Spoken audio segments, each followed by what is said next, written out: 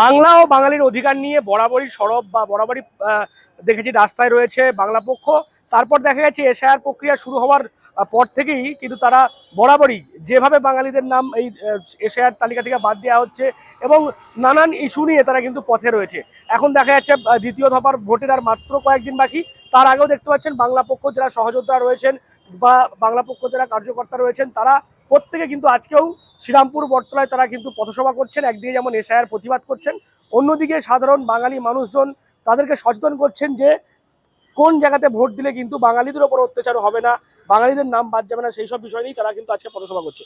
তখন কি কারণে, মানে তোমরা তো দেখছি এসআইআর পর থেকেই সেই রাস্তায় রয়েছে, বাঙালির অধিকার বাংলা এইসব নিয়ে করছো, এখন কি নিয়ে প্রতিবাদ চলছে? আমরা এই একই ইস্যুতে আমরা বাংলা পক্ষ, যেটা আমরা ভারতে বাঙালির জাতীয় সংগঠন, আমরা বাংলার মধ্যে বাংলার চাকরি, কাজ, ব্যবসা, পুঁজি, অটোলাইন, টোটোলাইন ইত্যাদি নিয়ে সারা বছর কাজ করে থাকি। এবং এই বিধানসভার আগে গত 4-5 মাস ধরে এসআইআর নামক এই ষড়যন্ত্রের মাধ্যমে বাংলার 90 লক্ষ বৈধ ভোটারের নাম বাংলার ভোটার লিস্ট থেকে বাদ দিয়ে দেওয়া হয়েছে। অর্থাৎ যারা বৈধ বাংলার ভোটার তাদের ভোটার লিস্ট থেকে বাদ দিয়ে লক্ষ লক্ষ বহিরাগত অন্য রাজ্যের ভোটারের নাম ঢোকানো হয়েছে, যেটা আমরা বিভিন্ন ফর্ম 6-এর কাগজ দেখেছি। এটার মাধ্যমে আসলে কি করা হচ্ছে?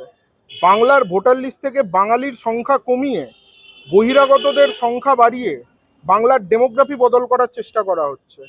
আমরা এই ডেমোগ্রাফি বদলের বিরুদ্ধে সারা বাংলা জুড়ে প্রতিরোধ গড়ে তুলছি এবং সকলে বলছি, যেহেতু সামনে ভোট, অলরেডি এক দফা ভোট হয়ে গেছে, আগামী 29 তারিখ হাওড়া, হুগলি, উত্তর 24, দক্ষিণ 24 সহ দ্বিতীয় দফার যে ভোট, এই ভোট উপলক্ষে আমরা যেখানে যেখানে সভা করছি, আমরা সকলকে একটাই কথা বলছি, দেখুন, ভালো খারাপের মধ্যে পার্থক্য করাটা খুব সহজ, কিন্তু ভালো খারাপ একদিকে, শত্রু আরেক দিকে।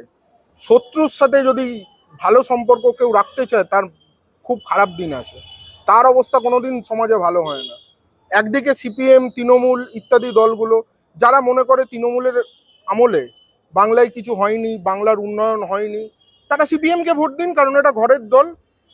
আমরা এখানে গত 70, 75, 80 বছর ধরে আমরা এখানে সিপিএমের সরকার দেখেছি, কংগ্রেসের সরকার দেখেছি, তৃণমূলের সরকার দেখেছি।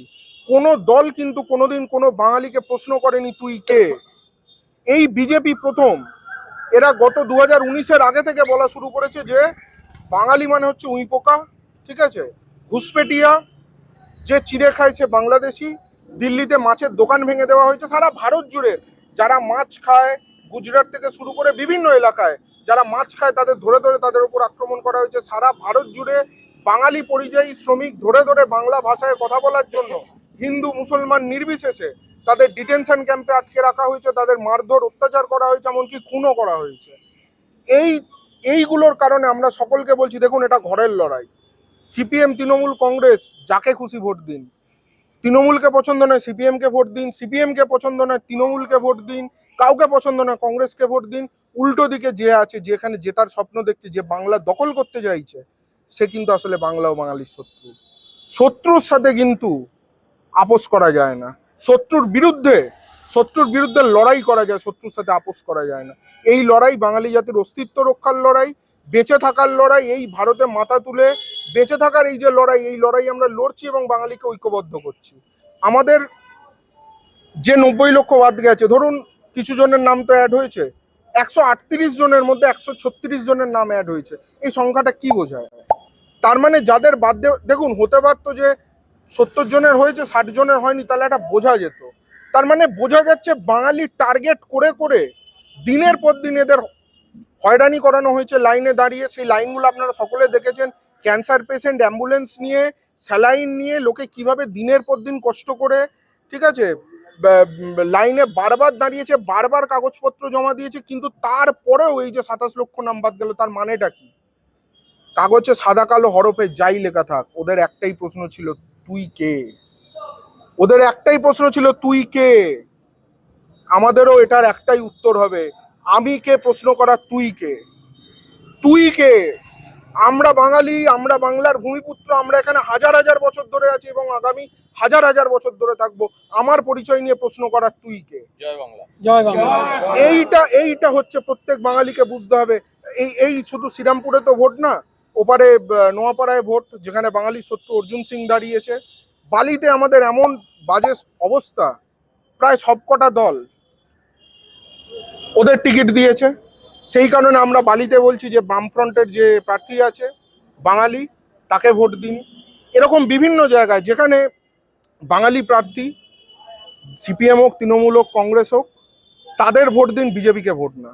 বিজেপি ক্ষমতায় এলে কিন্তু সব শেষ করে দেবে। এবং এখানে সব থেকে বড় কথা, আমাদের এটা মনে রাখতে হবে, আমাদের এটা মনে রাখা উচিত, প্রত্যেক দিন মনে রাখা উচিত, এই বাংলার মধ্যে যত মিডিয়া আছে, এই যে লক্ষ লক্ষ মানুষের কষ্ট যন্ত্রণা, দিনের পর দিনের হয়রানি, কষ্ট যন্ত্রণা, মানসিক যন্ত্রণা, আত্মহত্যা, 220 জনের বেশি কিন্তু এসআইআর এর সময় আত্মহত্যা করেছে। এগুলো আসলে বাঙালি বিরোধী ষড়যন্ত্রের খুন হয়েছে এরা, দিল্লির চক্রান্তে খুন হয়েছে এরা। এদের পক্ষে কিন্তু কোনো মিডিয়া, কোনো বুদ্ধিজীবী, কোনো যারা নিজেদের ঠিক আছে কি বলে বুদ্ধিজীবী ইত্যাদি, তারা কিন্তু কেউ মুখ খোলেনি। সব অল্পের ওপর দিয়ে ঠিক আছে কষ্ট হচ্ছে এসব বলে চলে গেছে। এই কষ্টের মূল্য কিন্তু আমাদের দিতে হবে। আমাদের মা ভাই বোনের রক্ত ঝরেছে, আমাদের মা ভাই বোন আত্মহত্যা করেছে, আমাদের মা ভাই বোনের বডি কুড়িয়েছি আমরা রোজ, 220 জনের ওপর মারা গেছে। এটা কিন্তু ছোট সংখ্যা নয়। প্রত্যেকটা জীবন, প্রত্যেক যে চোখের জল, আমাদের মা ভাই বোনের চোখের জল যে এই বাংলার মাটিতে পড়েছে, এর আমরা হিসেব নেব। মানে সোজা কথা, এই ভোটে আপনারা বলছেন বিজেপিকে বয়কট করতে। একদম বিজেপি আমাদের ডিটেক্ট করেছে, ডিলিট করেছে, এর পরের লক্ষ্য ডিপোর্ট করা।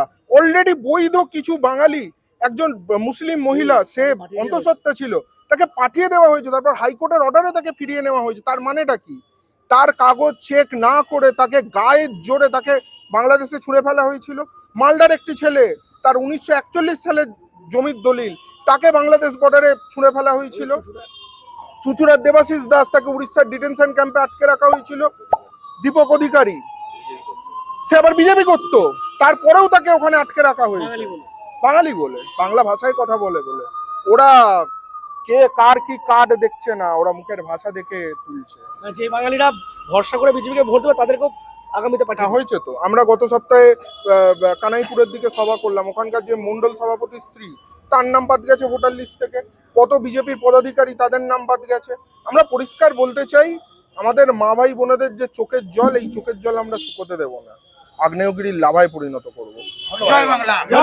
পাচ্ছেন, আমরা এতক্ষণ কথা বলছিলাম বাংলা পক্ষের যারা রয়েছে তাদের সঙ্গে। আজকে বটতলাতেও তাদের প্রোগ্রাম চলছে এবং মূলত তাদের যেটা বক্তব্য স্পষ্ট, যে বাংলার এই সমস্ত রাজনৈতিক দল যারা পরম্পরা অনুযায়ী তারা রাজনীতি করে আসছে, সব দলকে ভোট দিন, কিন্তু বিজেপিকে দেবেন না। তাদের যেটা বক্তব্য, যে বিজেপি কিন্তু বাঙালির শত্রু, যার কারণেই তারা চাইছেন যে একেবারে বয়কট করতে এই ভোটে, দ্বিতীয় দফা ভোটে বিজেপিকে।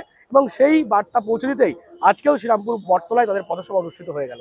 কি বলবেন বাংলা পক্ষের এই যে বক্তব্য, সেটা আপনারা সমর্থন করেন কিনা অবশ্যই কমেন্ট করুন কমেন্ট বক্সে। এরকম আরও খবর পেতে নজর রাখুন ডিএনএন বাংলায়। ডিএনএন বাংলা সবার মনে, সবার ফোনে।